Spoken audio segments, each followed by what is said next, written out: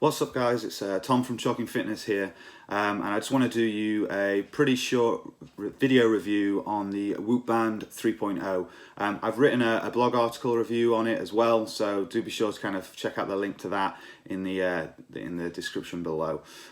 So I'm going to talk about three things today. I want to give you a little bit of an introduction into like what the Whoop Band 3.0 is and how it differs to other activity trackers.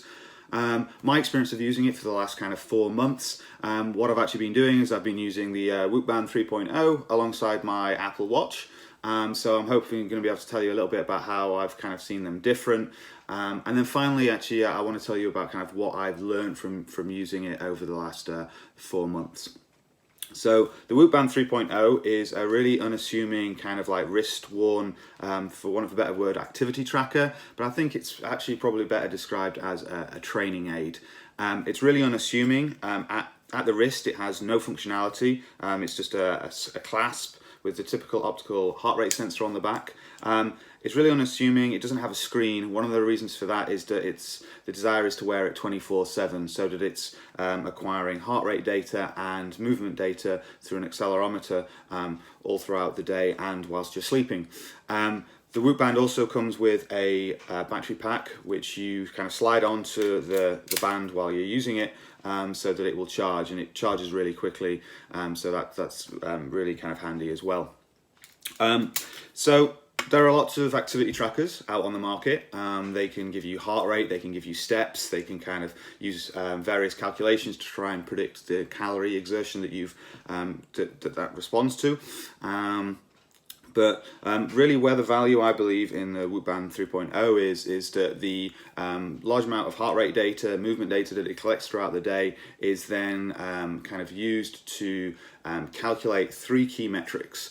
The first metric is daily strain, and that really reflects the amount of time your body spends above your resting heart rate, say when you're training, but equally if you're under other types of stress, whether that be kind of stress at work, or generally feeling unwell as well. So I think that if you're spending a lot of time significantly above your resting heart rate, and your resting heart rate is calculated over kind of a period of time, so usually it's like a 30-day rolling average. The second metric is recovery, and this is the one that's most insightful to me, and I'll talk about that a bit more in a minute.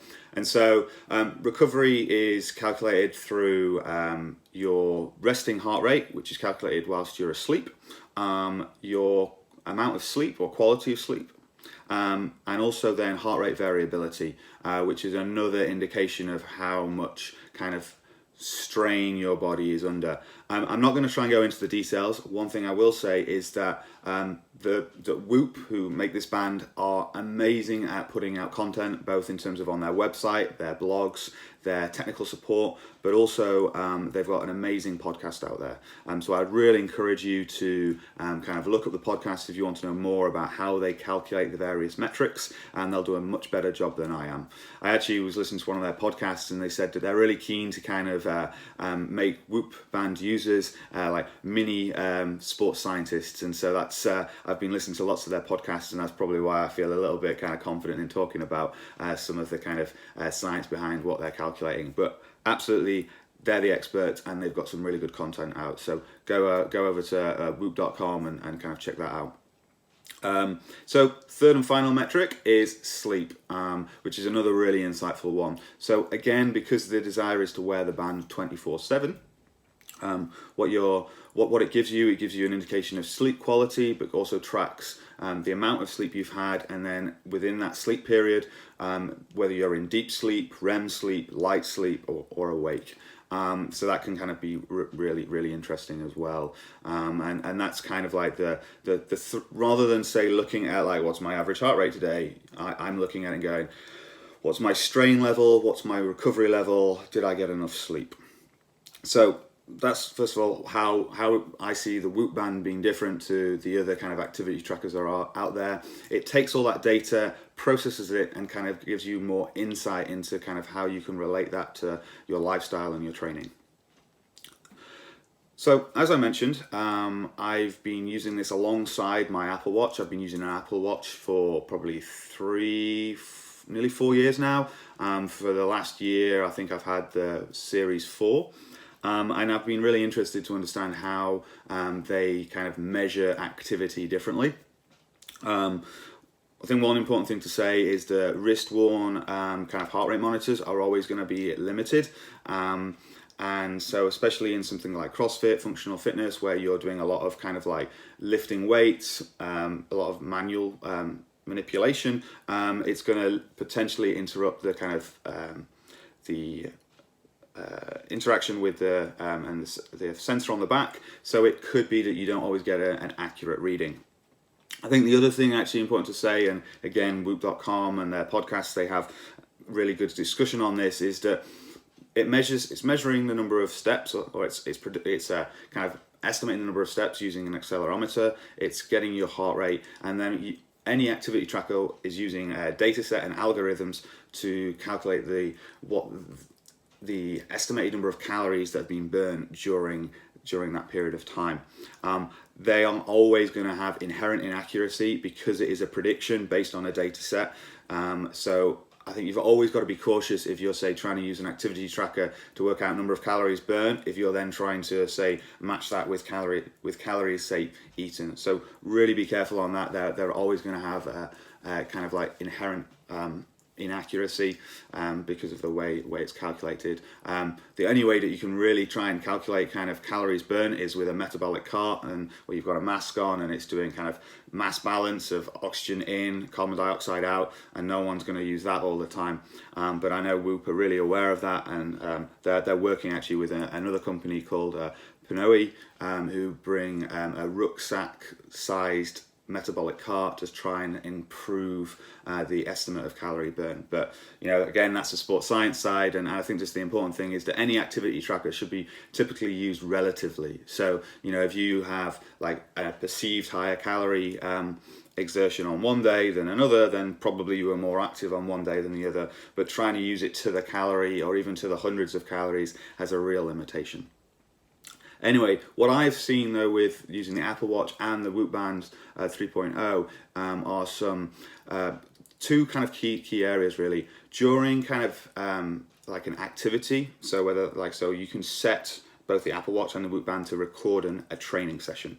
When I'm doing things like CrossFit and functional training, I actually find that the Whoop Band predicts or estimates much lower kind of calorie burn, and the heart rate is typically a lot lower. So that being the average heart rate, but also the kind of like active heart rate. And I'll try and show you this on the screen.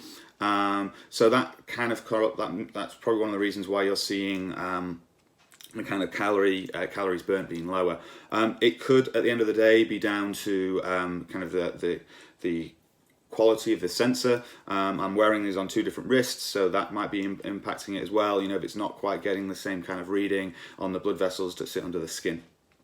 The other area that I've seen actually is that for daily activity, because I wear both of these like kind of for the whole kind of waking day, is that if I'm, say, training, or more importantly just generally being active, walking to the station, walking around town, shopping, then the kind of daily exertion is estimated to be a lot higher with the Apple Watch than it is the Whoop Band. What I mean by that is that if I get to the end of the day and I've, say, been walking around town, then there can often be the kind of calculated calories burnt can often be 1,000 calories higher for the Apple Watch than it is for the Whoop Band 3.0. There is kind of discussion about this on the Whoop podcast and on the technical support, and that being that they've adjusted their algorithms for the kind of lower end kind of activity. So that being where you're between like 30 and 40% of your heart rate reserve. I'm not going to go into any more detail, but again, it's a real another example of where activity trackers are just simply estimating calorie burn. So you've always got to be cautious. So that's really been the two differences I've noticed. The other thing I've seen is actually doing kind of cardio type kind of training. So I've been playing a little bit of basketball, or at least trying to play basketball. And what I've found actually is for something like that, where there's less kind of manipulation on the wrist. I mean, yeah, you're playing basketball, but it's a lot more kind of steady state running around than it is, say, kind of like interval training. They're pretty comparable. So I think actually the differences I'm seeing are probably to do with how in CrossFit your heart rate can vary quite a lot, especially if you're doing like a team workout. You might get back down into that zone where the perceived, like calculated calories can be quite different. So that's just some insight I found. I'm not like this is better. The Apple Watch is better than Whoop Band. I mean, if you're wanting kind of like a watch that tells the time, for example, then it's got to be the Apple Watch or simply just a watch. You're not going to get that kind of like notifications popping up on a Whoop Band. So yeah, I've just found that really interesting, and hopefully you're interested in that as well. So finally, 4 months using the Whoop Band. What have I kind of got out of it? I'm going to be perfectly honest. It's actually I've got something different than what I expected. When I first bought the Whoop Band, it was because I wanted like a scientific instrument, as it were, to assist me in justifying when I shouldn't be training. I'm often on a kind of roller coaster of motivation, and I was trying to understand if I was like physically burnt out or kind of like mentally not there. So I thought, the Whoop Band, it takes the kind of raw data and then process it into something that you can kind of see in terms of recovery and strain, but also over the course of kind of like a month, you also kind of get some indication of trends as well, which can be really insightful.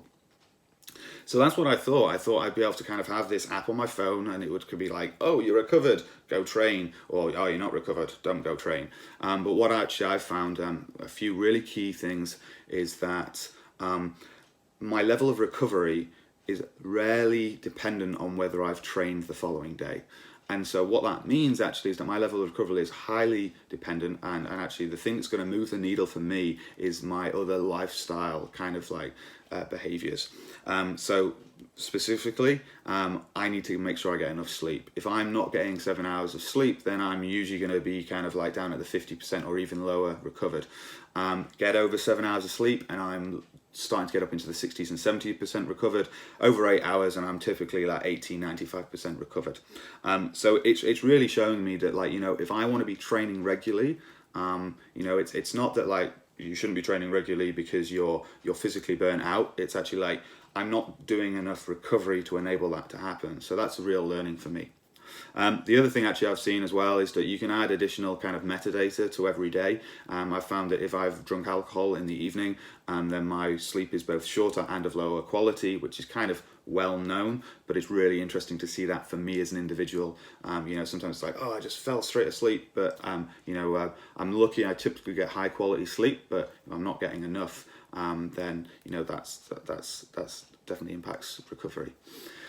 I think, and then the final thing then is that it's really just kind of shown me that it's about kind of those daily habits that will move the needle in terms of recovery and put me in the best physical position to be able to train, but I still need to kind of consider my mindset and kind of like my mental preparedness to train. Having the body physically prepared will make it easier, but the Whoop Band isn't going to kind of give you that kind of insight into your kind of like mental motivation. So that's been kind of really, really useful and kind of given me something to think about over the last 4 months.